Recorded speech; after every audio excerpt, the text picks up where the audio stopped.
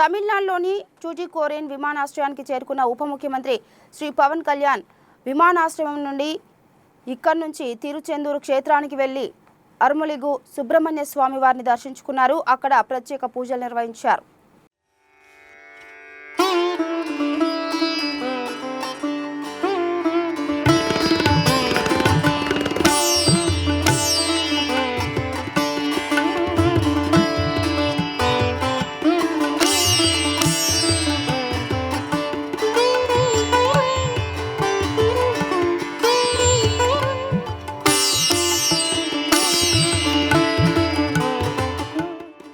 ब्रह्मण्यमण्डिरलोको त्वत्तदे कृत्मे नमानवं सोमेधसः